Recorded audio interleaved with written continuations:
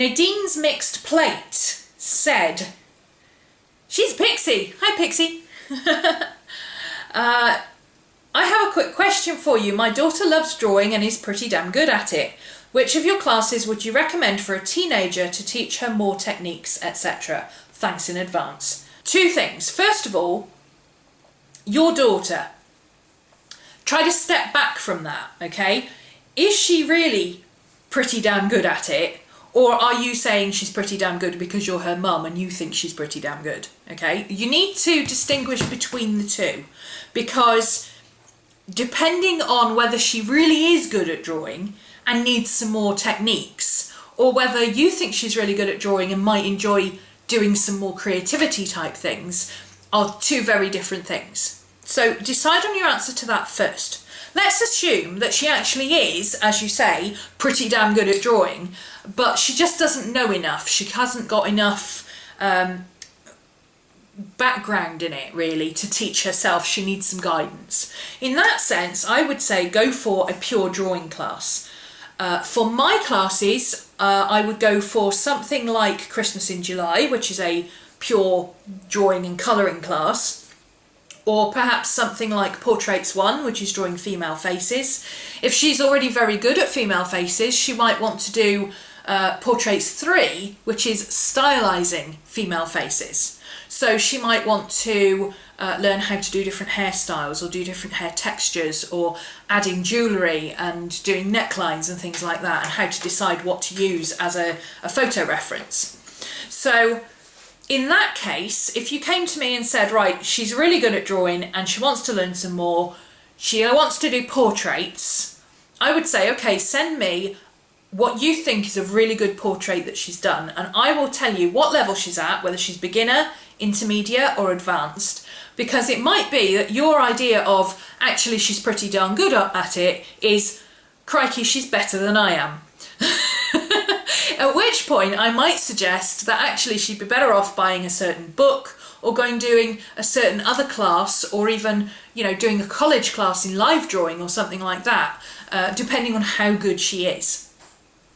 Let's look at it the other side now and say, well, okay, you're saying she's pretty damn good as mum because you can't draw either. I mean, actually Nadine can draw, I think. But let's pretend that's the scenario. In that case, what you're actually looking at is a beginner with a lot of enthusiasm. And what you want to encourage is not what she's doing, but how she's doing it.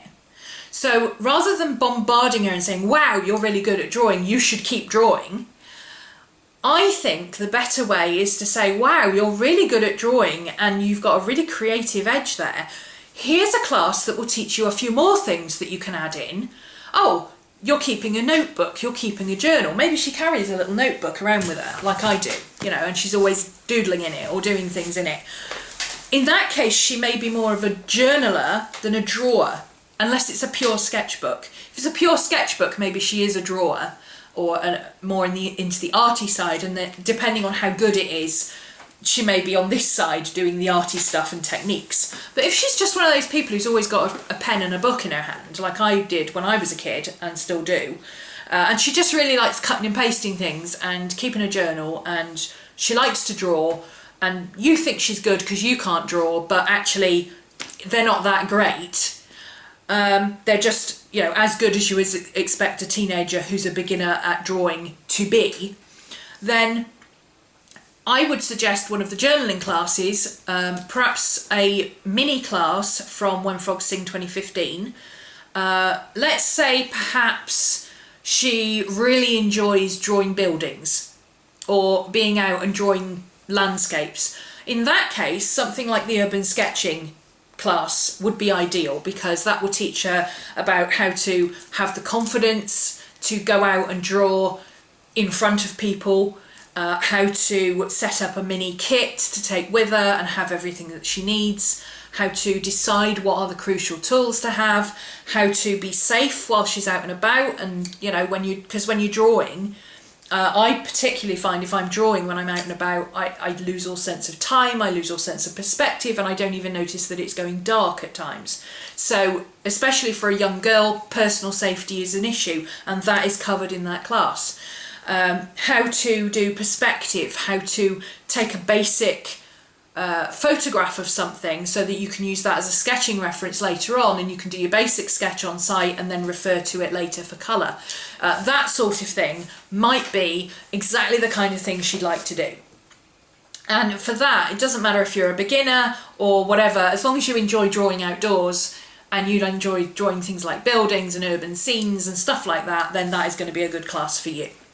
If she's more into like the Hobonichi style drawing and the little whimsical doodles and cupcakes and things like that, we did a session on whimsical and Hobonichi drawings, kawaii drawings, where we were doing exactly that, the little tiny, you know, here's a little drawing of a box of fries and things because we went to McDonald's, and drawing little whimsical faces and pretty girls and stuff like that.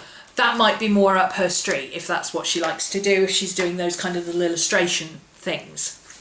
If she's just really creative and you look at her book and you think, wow, this is really good, you could do with doing some more of this. This is great. Keep going. Encourage the creativity. Then I would suggest something like trying one of the quarterly classes for When Frogs Sing 2015, which is we started with planning for a project. So a year-long project or a 100-day project, depending on what you wanted to do, and you could work through, you know, setting up your project, working out what you wanted to do, all that. And we've covered all sorts of things from when your project's getting away from you and it's going really great and you're doing too much all at once, to, oh my goodness, I haven't done anything on my project for 2 weeks because I'm completely stuck. So we've covered everything in between on those, and we've got more to do. We have also done creative writing, doing things like telling stories, telling things in different ways of writing, so writing in comedy, writing in horror, doing a conversation, making lists, all that kind of stuff we've covered. And as part of the creative writing, we also do fonts. So if she wanted to do a little bit of lettering and fancy titles and colouring in and things like that, she could do that too. And then the third week is drawing, when we actually learn how to draw a teacup or a tree or a dog or, you know, various other things that we're doing throughout the year. So that doesn't really answer your question because it's subjective. It depends on how you really view her work. But if she's more arty, go for a technique class. And if she's more creative, go for something like a journaling class that will just encourage her to keep going. And by all means, try it out with a mini class, because you can also always upgrade. If you take a £10 mini class or a £30 quarterly class, you can upgrade by just paying the difference to the next class, or you can just keep adding them and just say, right, I'll do this one and then I'll do this one and pay another £10, and then when I finish that one I'll pay this one and pay another £10. You can do it that way as well, okay? There's no problem with that. All of my classes, especially my creativity classes, my journaling classes, I tend to give, where it's applicable, beginner, intermediate and advanced options. So some people might be very good at drawing animals, but they couldn't draw a teacup. Other people might be good at drawing a teacup, but they couldn't draw a house. So you can decide for yourself what level you are at for that particular thing that we're drawing, and say, well, actually, houses, architecture, straight lines, not very good at that, but I can draw faces. Or you might be, oh no, faces, I'm not very good at that, but I can draw objects. Okay, and you can decide, well, objects I'm advanced, but faces I'm a beginner. Okay, and you can decide which practice work and to get critiqued. And if you start at the beginners, there's nothing to stop you going back later on and doing an intermediate, and then to go back again later on and do an advanced. You'll get critiqued on all three as long as you post them to the forum. Prices in US currency, again, I've covered that. It's all listed in pounds, US dollars and euros. And I think that's it. Let me just double check. Just double checking.